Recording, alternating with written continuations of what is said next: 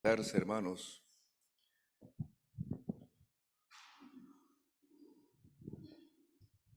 Vamos a leer 3 versículos o 4 versículos de la palabra en el libro de los Hechos, capítulo 2, versículos 41 y 47.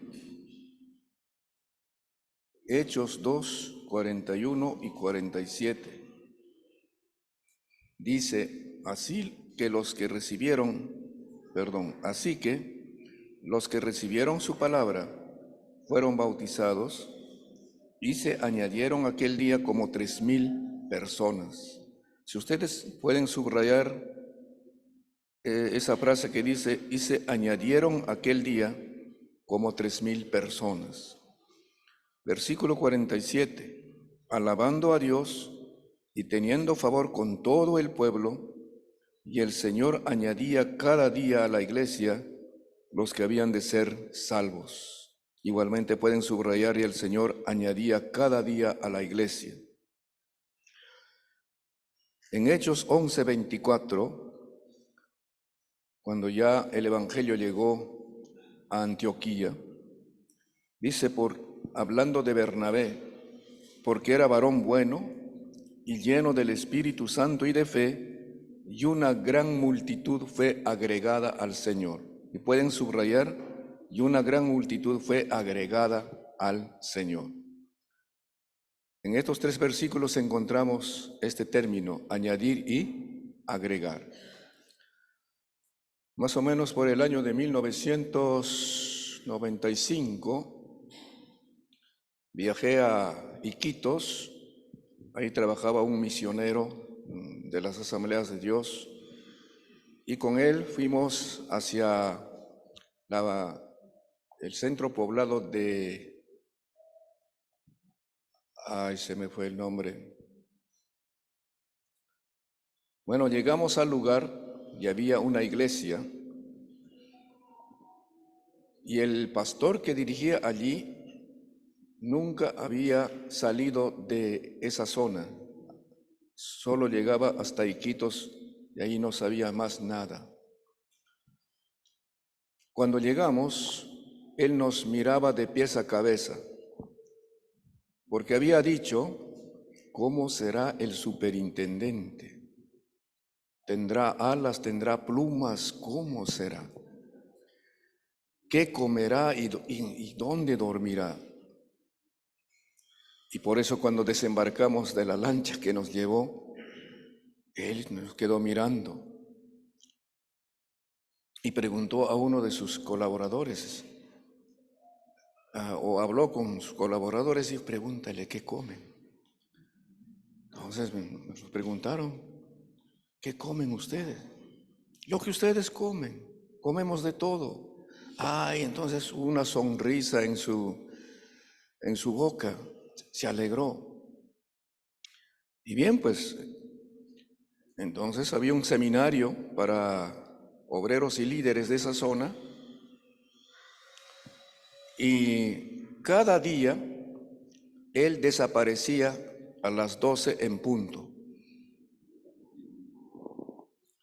Entonces, el primer día, segundo día, tercer día, ya le pregunto a su hijo, ¿y por qué tu papá sale a las 12 en punto? Es que así es su régimen de comer a la hora exacta, a las 12 en punto. No, me dice, lo que pasa es que cuando el evangelista Gigi Ávila llegó a Iquitos, en todas sus enseñanzas, o entre todas sus enseñanzas, dijo, si ustedes no estudian en el Instituto BOA, de nada van a servir en el ministerio. ¿Qué es el Instituto BOA? Biblia, oración y ayuno. Entonces mi papá lo tomó en serio y después escuchó que un profeta del Antiguo Testamento oraba 3 veces al día, mañana, mediodía y tarde. también lo tomó a pecho. Y por eso es que él ora en la mañana, al mediodía y en la tarde. Esa es la razón por qué se sale de la reunión, porque ora de las 12 del día hasta las 3, hasta la 1 de la tarde. El primer día, cuando llegamos, su templo estaba lleno de gente. Y yo pensé que era por la visita de nosotros. Entonces trajeron a una mujer que no tenía piernas porque le había dado poliomielitis y no sé qué pasó allí. Le trajeron una tablilla que le habían arreglado con ruedas y lo pusieron cerca de la plataforma. Yo dije, aquí hay un desafío tremendo. Lo que nos están diciendo es que tenemos que hacer levantar y caminar a esta señora o señorita. Y cuando comenzó el culto, el que dirigía le dio el micrófono a esta hermana para que dirija las alabanzas. Era la que dirigía las alabanzas en los cultos. Y en medio de la alabanza, el poder de Dios comenzó a moverse poderosamente. Y ella estaba lleno del Espíritu Santo. Y entonces, en ese tiempo, la iglesia más fuerte de las asambleas de Dios, entre las iglesias conocidas, era el templo apostólico, por lo menos con 80 miembros hasta 100 miembros. Pero ese hombre, en ese tiempo y en ese lugar alejado, en Nauta, ese nombre, en Nauta, tenía 500 miembros y más 10 iglesias levantadas en diferentes lugares de esa zona. ¿De dónde salió todo eso? De su disciplina de oración mañana, mediodía y tarde. Y cuando ellos predicaban, no habían estudiado nada en cuanto a seminarios, capacitaciones, no sabían nada de eso. Lo que entendían, predicaban, pero el poder de Dios les respaldaba con milagros, con sanidades, y la gente convirtiéndose continuamente. Y la historia, bueno, no se sabía. Aquí en Lima, en ningún lugar se sabía que esa era la iglesia más grande de las asambleas de Dios en ese tiempo. Un lugar desconocido. Esta noche les voy a hablar acerca de si todas las iglesias crecen o un crecimiento ilimitado. ¿Es posible que todas las iglesias crezcan? Es una pregunta. En estos versículos que hemos leído, emplean el término añadir o agregar. Y se añadieron como 3,000 personas, y el Señor añadía cada día a la iglesia a los que habían de ser salvos. Y cuando Bernabé llegó a Antioquía y predicó, el Señor bendijo y se agregó a la congregación una multitud. Al referirse al crecimiento de la iglesia, entonces emplean esto de añadir y de agregar. Esta palabra añadir significa estas cosas: agregar, incrementar, sumar, acrecentar, ampliar, aumentar, juntar más, unir más, agrandar, crecer, prosperar, mejorar y ensanchar. Y esto me llama la atención a mí, que una sola palabra allí, a veces escondida, tiene un tremendo mensaje para el pastor, para el predicador y especialmente para la iglesia. Entonces, el crecimiento de la iglesia, según estos versículos, es el resultado de almas salvadas que Dios añade a su iglesia. Es el Señor quien añade almas a su iglesia. La pregunta es, si Dios es quien añade, entonces, ¿por qué muchas iglesias no incrementan almas nuevas por mucho tiempo? Pasan semanas, meses y años, pero la iglesia está con las mismas personas, las mismas caras, los mismos pelos, la misma cantidad y a veces en las mismas condiciones. Lo más preocupante es que otras, en vez de añadir, disminuyen, restan, se reducen a una cantidad mínima.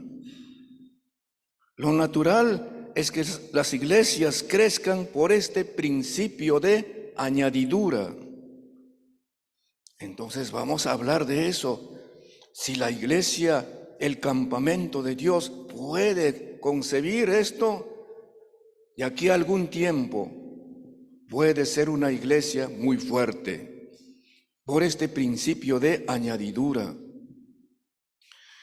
Lo primero que encontramos entonces en estos versículos es: Dios es quien añade almas. Amén. Digan conmigo, Dios es quien añade almas a la iglesia. Quiere decir que entonces Dios no es un ser pasivo ni estático. Él es dinámico, activo y productivo. Su naturaleza es así es nuestro Dios. Dinámico, activo y productivo. Se ha escuchado decir, el método de Dios es añadir, sumar y multiplicar. No restar, menos dividir. En cambio, el diablo sí tiene esa especialidad de restar, de dividir y destruir. Entonces, él añade almas a la iglesia por medio de la conversión y el nuevo nacimiento. Porque ¿quién es el que convierte a las almas? No es el predicador. Es Dios es el que convierte por su palabra y la obra del Espíritu Santo. Cuando Dios añade, la permanencia de los miembros está garantizada. En cambio, si nosotros añadimos usando métodos y estrategias meramente humanas, la permanencia de ellas es incierta y dudosa. Por eso hay muchas personas que aparentan entregarse, pero después desaparecen. No perseveran, no se quedan en la iglesia. La conversión genuina de los pecadores es obra del Espíritu Santo. Por tanto, cuando Dios añade a la iglesia, ellos han pasado por esa experiencia verdadera de la conversión, de un cambio de vida, que Dios ha obrado así, de manera tan convincente, un cambio en sus vidas.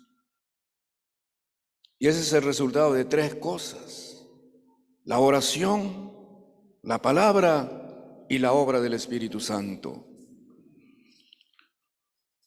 Así que Dios es quien añade almas a la iglesia, pero en base a algunos elementos que vamos a mencionar más adelante. La segunda cosa que encontramos en el versículo 47 del capítulo 2, que la añadidura es continua. Dice, todos los días el Señor añadía, cada día a la iglesia los que habían de ser salvos, todos los días. Sería fascinante, sería emocionante ver esa realidad, que la gente se convierta en nuestro ministerio, en nuestras iglesias todos los días. Este fenómeno tiene paralelismo con lo que ocurre en el mundo natural. Este predicador Morris Cerullo, cuando vino a Perú, no sé cuántos de ustedes escucharon de él, decía, toda verdad tiene su paralela. Toda cosa natural tiene paralelismo espiritual. No se puede ignorar eso. Entonces, este fenómeno del crecimiento de la iglesia por el principio de la añadidura tiene paralelismo con lo que ocurre en el mundo natural. Los nacimientos naturales en el mundo ocurren cada segundo, cada minuto, cada hora, cada día y cosa por el estilo. No sé si está saliendo aquí. Miren, este es más o menos el cuadro de aumento en el mundo. En el mundo, 5 por segundo. Todavía esta estadística está un poco atrasada. Ahora debe ser más. 284 por minuto. 17.046 por hora y 409.099 por día. Ese es el aumento de la gente en el mundo. En el Perú, todavía hasta que esta estadística se hizo, no había nacimiento cada segundo, pero sí uno cada minuto, 63 por hora y 1.512 por día. Así aumenta la gente. Si así aumenta la gente, o hay esa multiplicación en el mundo natural, que no tiene los recursos que nosotros tenemos, ¿por qué la iglesia no va a estar paralelo a ese crecimiento? Miren, actualmente los habitantes en el mundo es de 7.350.000 aproximadamente, y en el Perú 31.660.000, y ahora está pasando a los 32 millones de habitantes.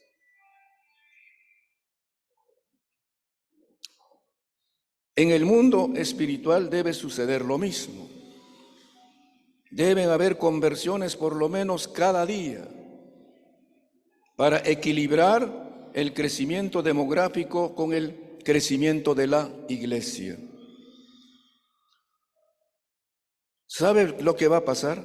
A veces Dios va a usar formas y métodos o medios que nosotros ni nos imaginamos.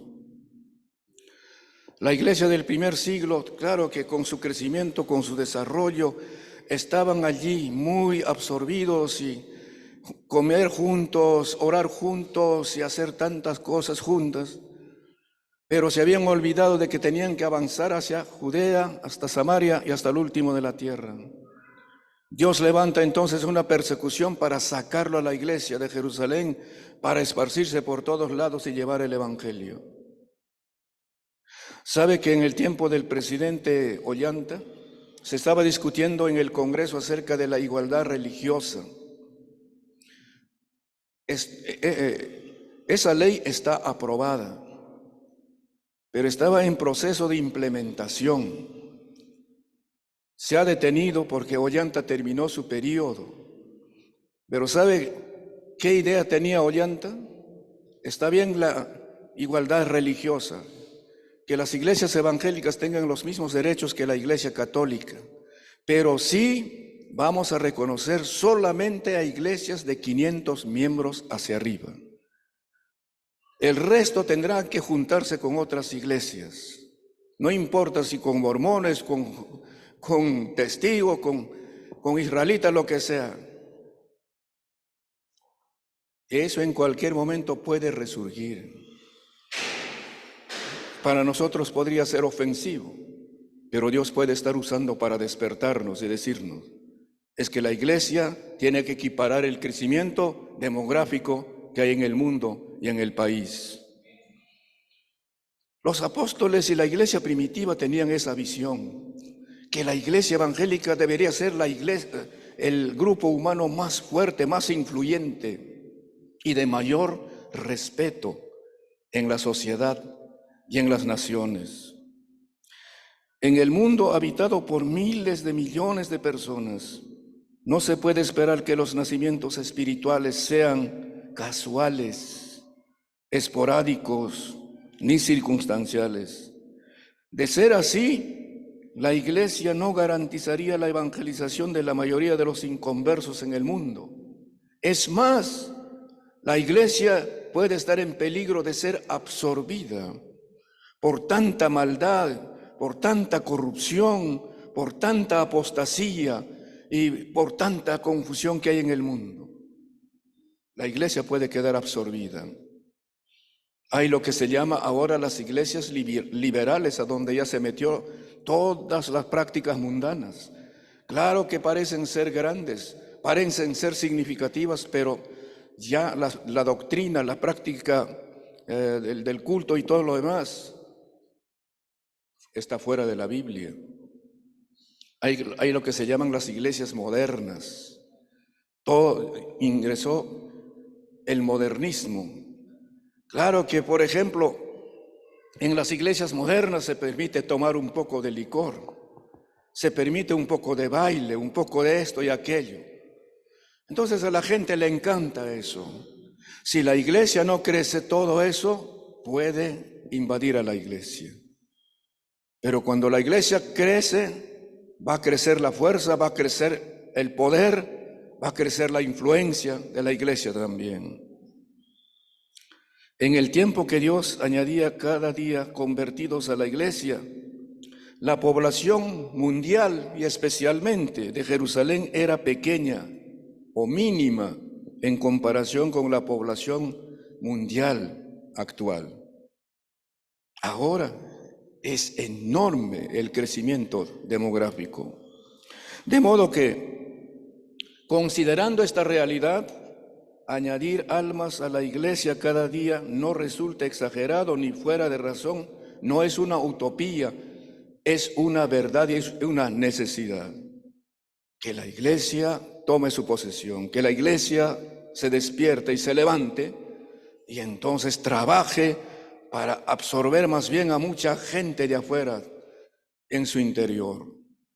Si no hacemos, si esa ley en el Congreso se vuelve a debatir y se aplica, muchas iglesias con menos de 500 miembros desaparecerán, porque serán absorbidos. A ellos no les interesa si nos juntan con los testigos o con los adventistas o con cualquiera. Lo importante es que estén juntos allí. Así que la añadidura debe ser continua y todos los días. Amén. Tercero, las almas se añaden a la iglesia. Ahí dice, y el Señor añadía cada día a la iglesia, almas los que a la iglesia los que habían de ser salvos. Ahí casi irrumpe un cántico, benditas las iglesias a las cuales el Señor añade almas continuamente. Amén. Y podemos decir gloria a Dios. Felices esas iglesias donde el Señor añade almas todos los días. Pero viene la pregunta, ¿qué clase de iglesias? ¿A qué clase de iglesias el Señor añade almas cada día? Número 1, a iglesias que predican fielmente el mensaje de salvación con el propósito de alcanzar a los perdidos para Cristo. Si la iglesia se dedica a predicar el evangelio, está asegurado que el Señor va a añadir almas a esa iglesia. La pregunta, aquí otra pregunta. ¿Qué y a quiénes predica la iglesia semanalmente? ¿A quiénes les predicamos semanalmente? Cada dato de conversiones en el libro de los Hechos está precedido por la poderosa predicación del evangelio. Un hombre que experimentó la ola poderosa de avivamiento en Europa dice que cuando vino el avivamiento nos dimos cuenta que los pastores predicaban a las mismas personas todo el año. Y todas esas personas o bien estaban totalmente satisfechas, o perdonen que use ese término, o empachadas, porque comían demasiado y no entraban en ejercicio. Pero cuando vino el avivamiento, todo eso terminó y entonces la iglesia se levantó y comenzó a cumplir su misión de predicar el evangelio. Por eso dice la palabra: así que los que recibieron su palabra, porque se predicó la palabra, fueron bautizados y se añadieron aquel día como 3,000 personas al oír la palabra de Dios. ¿Y cómo oirán sin haber quien les predique? Dice el apóstol Pablo. Pero no solamente que se agregaron a la iglesia, sino dice, y perseveraban en la doctrina de los apóstoles. Esos que se añadieron a la iglesia no eran cristianos de paso, no eran creyentes fugitivos, creyentes mercenarios que pasaban así rápido y se perdían, sino perseveraban en la doctrina de los apóstoles, en la comunión unos con otros, en el partimiento del pan y en las oraciones. En Hechos capítulo 8 encontramos a este hombre llamado Felipe, diácono de la iglesia primitiva. Pero los que fueron esparcidos iban por todas partes anunciando el evangelio. Podemos orar diciendo, espárcenos, Señor. ¿Qué les parece? Podemos orar, espárcenos, sácanos, Señor. Y ayúdanos a ir por todos lados predicando el evangelio. Entonces Felipe, descendiendo a la ciudad de Samaria, les predicaba a Cristo.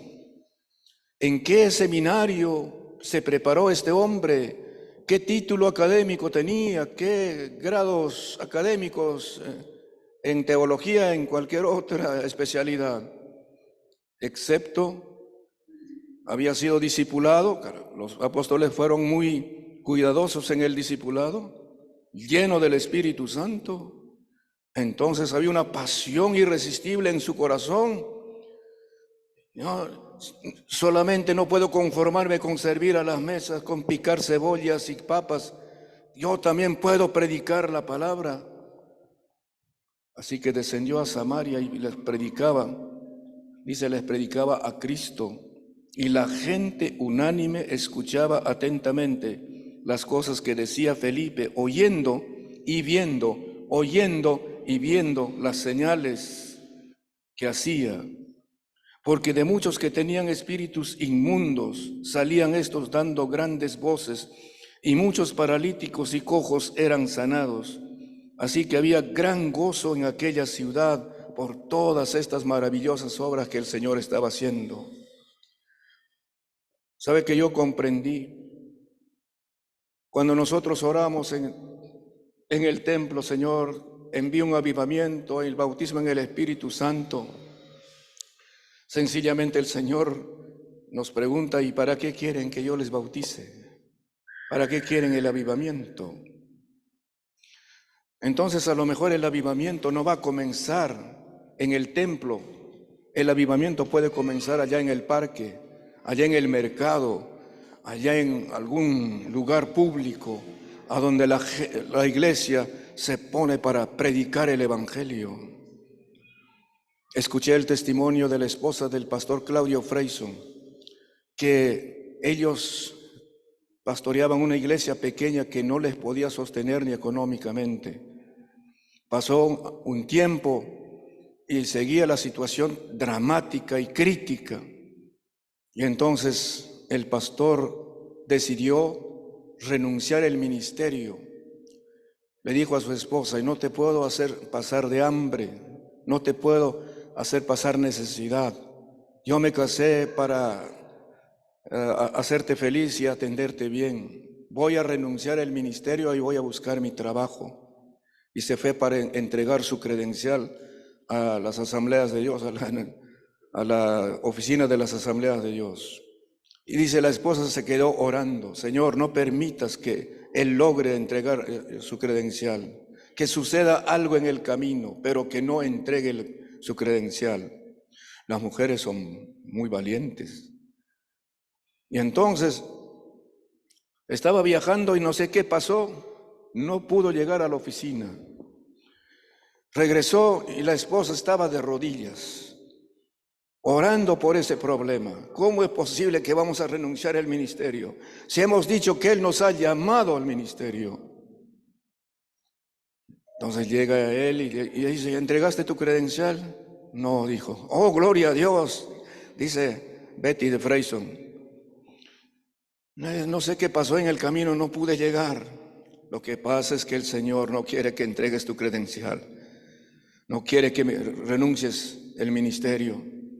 Y entonces vamos al templo y se les ocurre, vamos a salir ahora a una plaza para predicar, unas cuantas personas que tenían. Y allí comenzó el avivamiento. En una plaza pública se derramó el poder del Espíritu Santo. Y ahí comienza el crecimiento de la iglesia, Rey de Reyes, y el crecimiento del ministerio del pastor Claudio Freyson. Por eso los avivamientos no siempre se van a dar dentro de templos, sino donde la iglesia se proponga predicar el Evangelio de Jesucristo con una pasión profunda. Y dice la palabra también en Hechos 11:19, ahora bien, los que habían sido esparcidos a causa de la persecución que hubo con motivo de Esteban, pasaron hasta Fenicia, Chipre y Antioquía, no hablando a nadie la palabra, sino solo a los judíos, pero había entre ellos unos varones de Chipre y de Cirene, los cuales cuando entraron en Antioquía hablaron también a los griegos, anunciando el evangelio del Señor. Y esto me llamó la atención. Y la mano del Señor estaba con ellos, y gran número creyó y se convirtió al Señor. Ahí no estaban los apóstoles, no estaban los diáconos, sino miembros de la iglesia que se iban con motivo de la persecución. Entraron y predicaron, y la mano del Señor estaba con ellos, la presencia y el poder del Espíritu Santo. Y un gran número, bueno, no es una exageración, creyó al Señor y se convirtieron. ¿Quiénes ganaron tantas almas en Antioquía? ¿Quiénes levantaron esa iglesia? Los miembros de la iglesia de Jerusalén que se fueron con motivo de la persecución. Así que el Señor va a añadir almas a las iglesias que predican con celo, con pasión, con fidelidad el Evangelio de Jesucristo. Segundo, el Señor va a añadir a iglesias que oran por la salvación de pecadores. Gran parte de la oración de esta iglesia estaba dedicada a los inconversos, con peticiones, con gemidos, con clamores de salvación por ellos. Aun cuando la iglesia estaba pasando por pruebas, persecuciones, su principal preocupación no era su seguridad, sino la salvación de los pecadores. Por eso cuando los apóstoles fueron prohibidos de seguir predicando en el nombre de Jesucristo y fueron a la iglesia, informaron del asunto. En sus oraciones dijeron, ahora Señor, mira sus amenazas y concede a tus siervos que con todo denuedo hablen tu palabra. No dijeron, Señor, guárdanos y líbranos, escóndenos, cúbrenos en algún lugar, sino, Señor, mira sus amenazas, mira sus prohibiciones y concede a tus siervos que con todo denuedo hablen tu palabra. Mientras extiendes tu mano para que se hagan sanidades y señales y prodigios mediante el nombre de tu santo Hijo Jesús, cuando hubieron orado por la salvación de las almas, el lugar en que estaban congregados tembló y todos fueron llenos del Espíritu Santo y hablaban con denuedo la palabra de Dios. Hablaban con valentía la palabra de Dios, la palabra de denuedo, valentía, frente a las amenazas, frente a la persecución, con intrepidez, con audacia, porque eso es lo que da el Espíritu Santo de Dios. ¿Cuánto oramos por los inconversos? ¿Cuánto tiempo empleamos orando por la salvación de las almas? ¿Cuánto de su tiempo ocupa la iglesia orando por los perdidos? En una oración o una reunión de oración hay tantas peticiones. De repente peticiones de cada uno, pero no hay una sola petición por la salvación de las almas. No hay alguien que diga que vamos a orar por la salvación de tales familias, de tales lugares o habitantes de tal pueblo, lo que sea, de nuestros vecinos. En cambio, esta iglesia oraba mucho por la salvación de las almas. Por eso el Señor va a añadir almas a iglesias que oran por la salvación de pecadores. Esto está comprobado.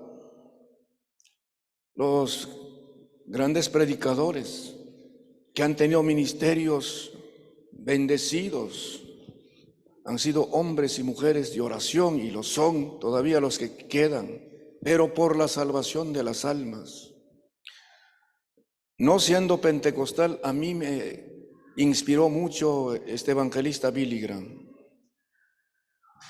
Cuando él, ¿cómo podía llenar estadios grandes que solamente los partidos internacionales podían llenar?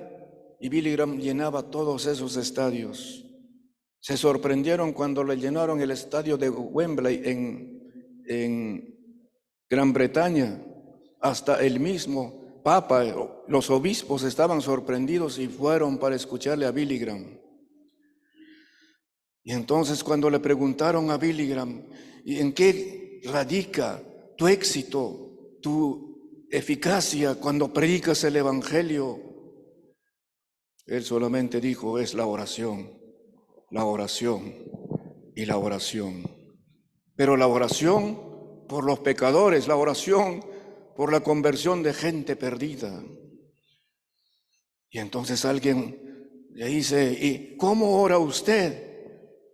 ¿No? Eso de cómo, yo no puedo decir, pero ahí están mis colaboradores, ellos saben, mejor pregúntenles a ellos.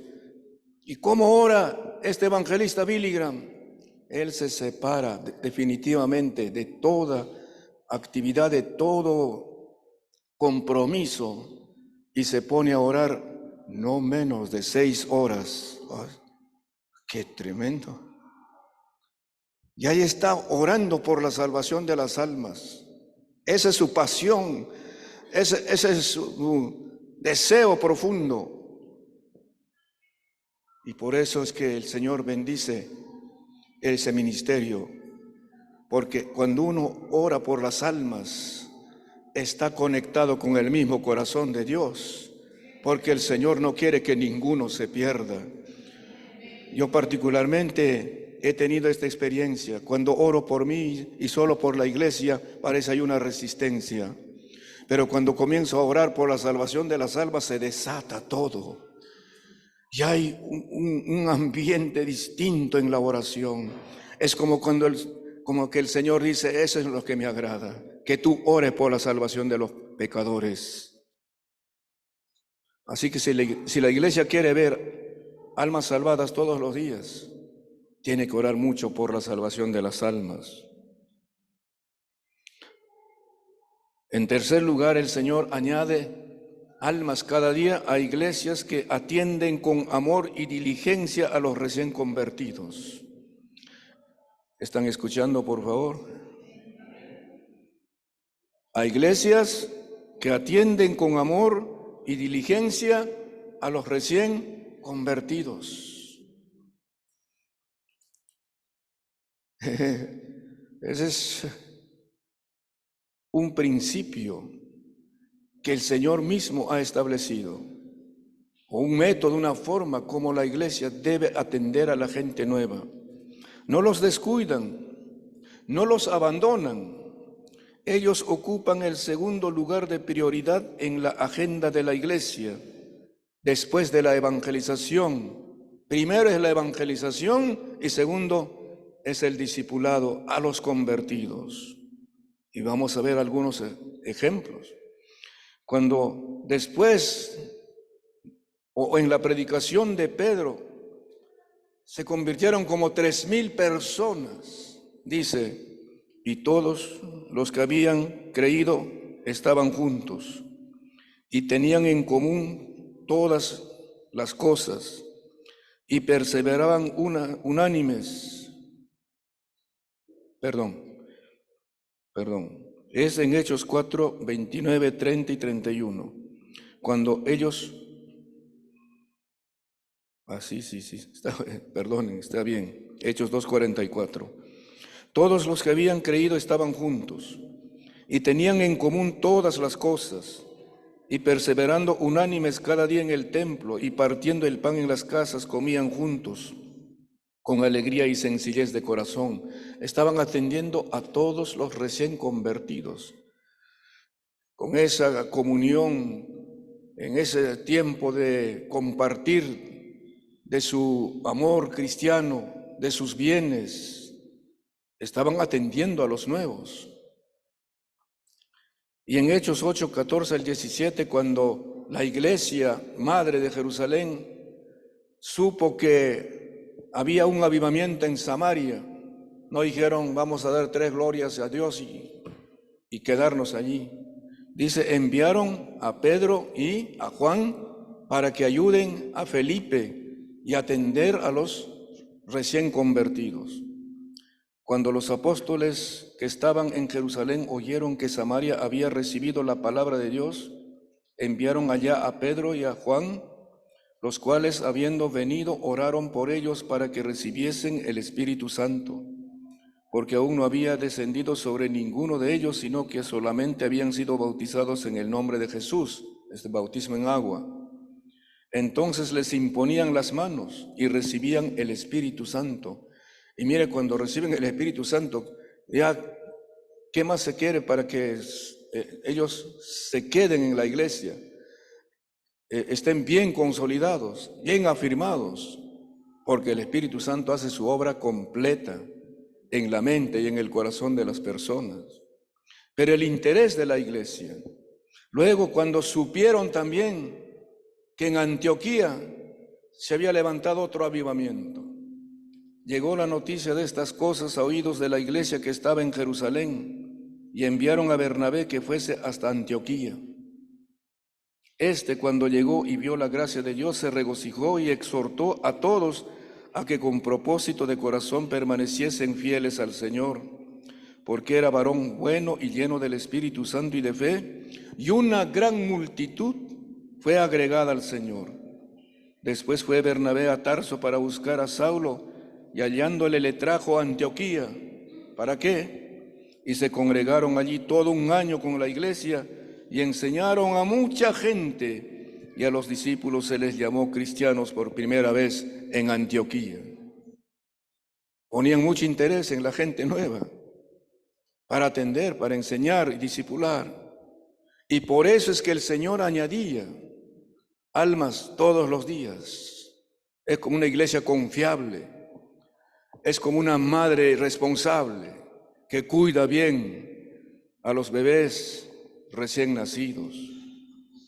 Es una recompensa de Dios a la iglesia por su esfuerzo, su trabajo, su fidelidad y obediencia a la gran comisión.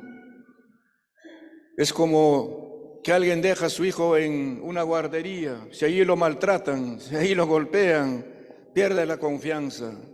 Pero si allí lo tratan bien, lo cuidan bien, entonces muchas madres más pueden llevar a sus hijos allí. Y el Señor ve cómo tratamos a la gente nueva, si nos interesamos de ellos, si atendemos a ellos. Entonces el Señor va a seguir añadiendo más almas a la iglesia, y eso puede ocurrir todos los días. ¿Están escuchando, por favor? ¿A qué clase de iglesias el Señor añade almas? A la iglesia que predica fielmente el mensaje de salvación, a la iglesia que atiende o que ora por la salvación de los pecadores, y a la iglesia que atiende con amor y diligencia a los recién convertidos. Algo más. El Señor añade cada día almas a la iglesia, a iglesias que mantienen buena salud espiritual por la unidad y el servicio mutuo. Amén. A iglesias que mantienen buena salud espiritual por la unidad y el servicio mutuo. Donde hay egoísmo, pleitos, contiendas y divisiones, Dios no puede añadir almas, porque el clima espiritual no es propicio para recibir a los nuevos. En vez de acoger, la iglesia que tiene estos problemas va a espantar a la gente nueva. Les mencioné que la iglesia, la hermosa, estaba enferma y muy leprosa. Eso pasó en el año de 1993, cuando yo ya me cansé de ver a una iglesia en esa condición crítica, que no avanzaba, no crecía, no había conversiones por meses. En ese tiempo, yo recuerdo, porque tomamos la iglesia en 1988, 88, 89, 90, 91. Recuerdo que un año bautizamos a 4 personas y pensábamos que era una gran victoria bautizar a 4 personas en un año. Pero en eso el Señor puso un desafío en mi corazón, porque yo decidí renunciar a la iglesia. Y cuando me propuse a preparar la carta de renuncia, el Señor habló a mi corazón: antes de renunciar, ¿por qué no pruebas lo que nunca probaste? ¿Qué no habré probado, Señor? De todo he probado y nada me ha resultado. ¿No has probado algo?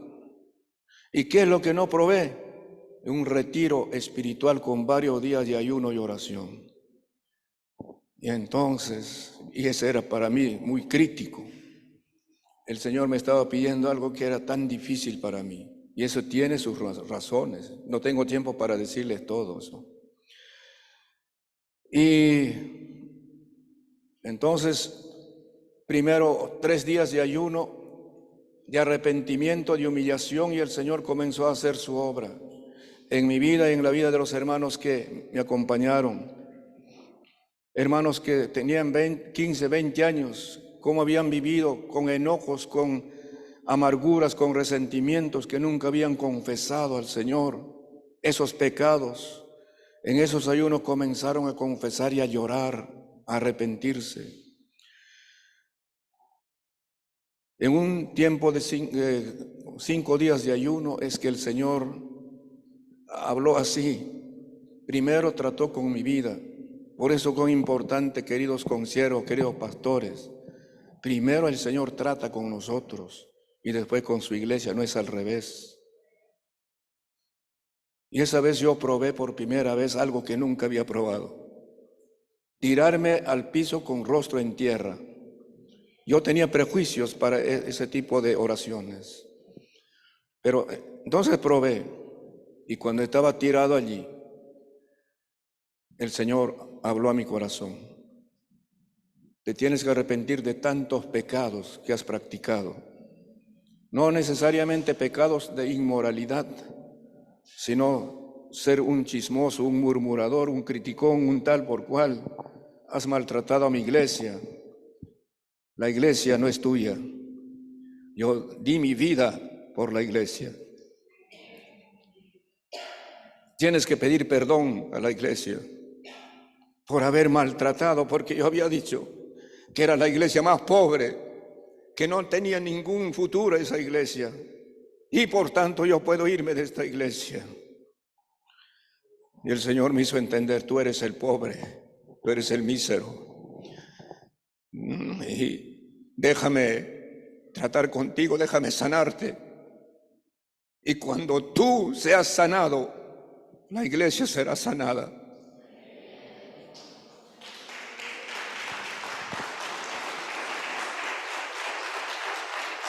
¿Y sabe qué pasó? Uno no puede resistir la presencia escrutadora de Dios. Estaba totalmente quebrantado. Y como la orden era, pide perdón a mi iglesia, me levanté. Mi sorpresa fue que muchos oraban rostro en tierra. Nadie les había dicho humanamente, pero el Señor estaba obrando. Y todos lloraban. Era el Espíritu Santo tratando con ellos también. Y entonces me levanté, tomé el micrófono y dije, vamos a parar un rato, por favor. La oración. Les dije, perdónenme, yo les he despreciado. Yo he dicho que esta iglesia no merece un ministerio, pensando que tenía el mejor ministerio. Dije que esta iglesia es problemática, esta iglesia es pobre. Perdónenme por todo eso. Y había como 80 personas allí, y llorando me dijeron, pastor, le perdonamos. Y en ese momento que la iglesia dijo, pastor, te perdonamos, vino una voz del cielo y le dijo a la iglesia, tú también arrepiéntete porque estás leprosa como la hermana de Moisés, por haber maltratado a mis siervos. Porque los siervos que yo puse, no los formaste tú, yo los llamé a ellos. Y yo les puse a ellos, y ustedes maltrataron a mis siervos. Era una palabra punzante que no podíamos resistir. Entonces volvimos a orar en la misma posición, porque estábamos totalmente compungidos, vencidos, humillados. Cuando estoy orando ahí, siento una mano aquí en mi hombro. Yo pensaba que era un ángel. Levanté mi cabeza, abrí los ojos y era un joven de la iglesia. Y lloraba a mares.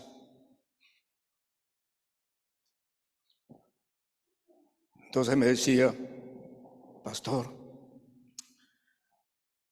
yo soy uno de aquellos que hablé mal de usted, lo maltraté a usted, promoví muchas reuniones para hablar mal de usted. Yo no quiero irme al infierno, quiero ser perdonado y vengo a pedirle perdón. Lo abracé, lloramos, le dije, te perdono, perdóname. Y había una cola con las confesiones parecidas. El Espíritu Santo estaba haciendo todo ese tratamiento. Ese era el momento cuando la iglesia estaba siendo limpiada y sanada. Cuán importante es que la iglesia esté sana, que los líderes, que los pastores y todos tengamos un corazón sano delante de Dios, para que el Espíritu del Señor se manifieste con toda libertad. Y comenzó a crecer la iglesia. y comenzó a manifestarse el poder de Dios en una iglesia sana. Por eso, si la iglesia de hoy tuviera el mismo empeño y la misma preocupación, Dios no tendría ningún obstáculo de añadir convertidos a esa iglesia. La pregunta correcta no debe ser, ¿por qué el Señor no añade almas a esta iglesia? Sino, ¿qué impide que el Señor añada almas a esta iglesia? ¿Qué impide? Si es el mismo Dios del libro de los Hechos. ¿Qué impide si es el mismo Espíritu Santo? ¿Qué impide si es la misma palabra? ¿Qué impide si el Señor ama a su iglesia así como amaba a la iglesia del primer siglo? Entonces ahora tenemos que dejarnos examinar por el Señor. Si en una semana o en un mes ningún alma se añade a la iglesia, debe ser motivo de dolor, de preocupación, tanto para el pastor como para la iglesia. La iglesia no debe sentirse feliz si las almas no se convierten. Los cultos no deben ser simples reuniones de costumbre de la iglesia. La expectativa, el deseo mayor debe ser la conversión de las almas. Si la iglesia demuestra desinterés en la salvación de las almas, ha negado la fe que profesa, el evangelio que predica no tiene sentido. Entonces es una necesidad apremiante que el evangelio se predique con una pasión profunda. Cuando el predicador, el pastor, quien quiera que predique la palabra, sube aquí, debe tener el corazón absorbido por esa pasión. Algo tiene que pasar, Señor, en esta reunión, pero dentro de esas cosas que va a pasar es la conversión de las almas. Y por la gracia del Señor, la Iglesia La Hermosa ve almas convertidas semanalmente. Y saco mi cuenta y entonces el promedio es diariamente. Porque ¿cuántos días tiene la semana? Son 7 días. Hay 30 convertidos. Entonces quiere decir que hay más de un alma convertida por día. Por el esfuerzo, el trabajo, la oración, hay gente orando por la salvación de las almas. Cada iglesia tiene 2 alternativas: dejar que Dios añada almas a la iglesia o impedir que lo haga. Esas son sus alternativas. Dejar que el Señor añada o impedir. Si Dios es quien añade a los que han de ser salvos, no hay razón, motivo ni justificación para pensar que algunas iglesias sí pueden crecer y otras no. Dios ama a todas las iglesias por igual. Dios bendice a todos los ministerios, a todos los pastores, que se pongan en las manos del Señor con ese propósito. Cada iglesia y cada pastor no debe olvidar que Dios no quiere que nadie se pierda. Él desea que todos sean salvos y vengan al conocimiento de la verdad. En tal sentido, la oración y el esfuerzo de la iglesia deben demostrar su verdadero interés de que Dios añada almas a su iglesia continuamente. Dice, cuando a los Pieles Rojas de Estados Unidos llegó David Brainer para predicar, todas las noches se pasaron orando por la salvación de las almas. Y cuando el día siguiente predicó, multitud de gente vino a los pies de Cristo. Entonces Dios responde a la oración de sus siervos y a la oración de la iglesia para la salvación de las almas. Los jóvenes más felices, las señoritas más dichosas en una iglesia evangélica son aquellas que ganan almas. No están buscando distraerse y entretenerse con programas y con cosas. No tiene sentido. Están felices porque ganan almas para Cristo. Su verdadera felicidad es eso. Sus amigos, sus parientes, sus vecinos, sus compañeros de estudios viniendo a los pies de Cristo. Entonces hay una felicidad. Hay iglesias viejas e iglesias que continuamente son jóvenes. Las iglesias viejas son aquellas que no ganan almas. Las iglesias que siempre son joviales y se mantienen jóvenes son aquellas que ganan almas, porque se renuevan, como las células del cuerpo se renuevan. ¿Quisieran ustedes ver eso? Que su iglesia se renueve, que haya gente feliz, realmente feliz. ¿Sabe de dónde viene esa felicidad? Por la salvación de las almas. Entonces los cánticos cambiarán, las oraciones serán fervientes, la predicación será ungida, porque el Señor estará respaldando a sus siervos y a la iglesia. Sucederán milagros, el Señor acompañará la predicación con milagros, porque así ha dicho, y estas señales seguirán a los que creen, pero primero id y predicad el evangelio a toda criatura. El que creyere y fuere bautizado será salvo, y estas señales seguirán a los que creen.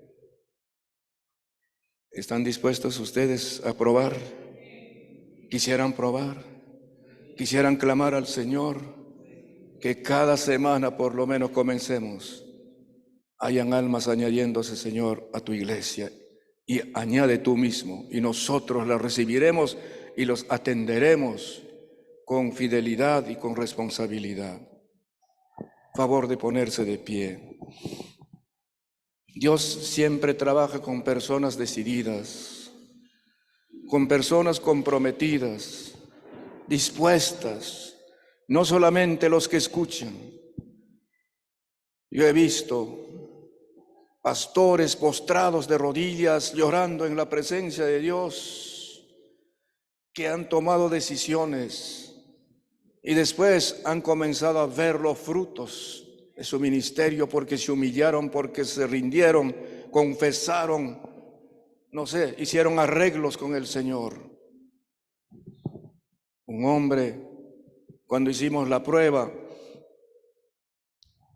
para su reconocimiento como obrero, como ministro, entregamos el cuestionario de examen, como es la norma.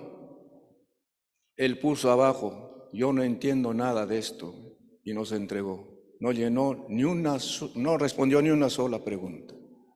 Yo no entiendo nada de esto. Nos preguntábamos entonces, ¿cómo pastorea? Sin conocer nada, sin saber nada.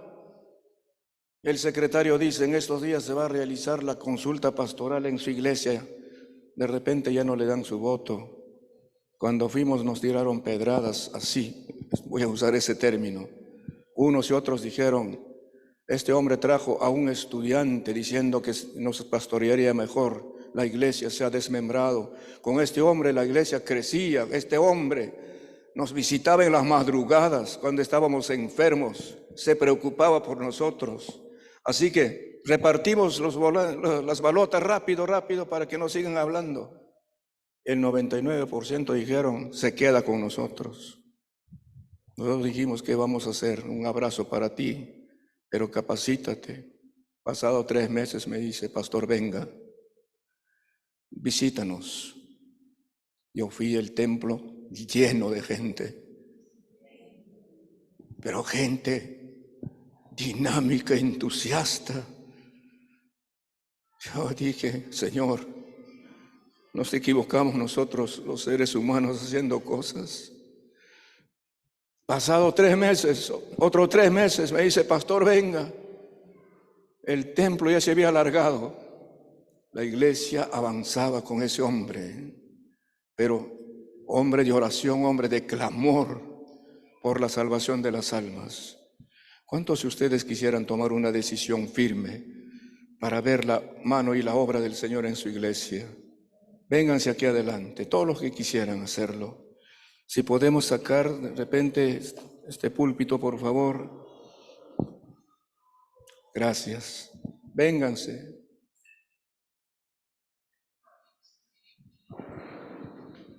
Vénganse, vénganse. Si quieren ponerse de rodillas, no sé, eso depende de ustedes. Oh glorioso Jesús. Gloria a Dios. Aleluya. Creo que han entendido, ¿verdad? ¿Por qué o a qué les invité a este lugar? Ya no es para orar por nosotros. Por nosotros hemos orado no sé cuántos años. Vamos a orar para que Dios nos levante, nos despierte, nos avive. Para la evangelización, no sé si por los grupos familiares, no sé si por los cultos al aire libre, pero el hecho es que la iglesia evangelice. Gloria a Dios, soberano Señor. Si usted quiere ponerse de rodillas, hágalo. Hágalo por su decisión. Amado Dios Todopoderoso, te alabo y te adoro en el nombre de Jesús.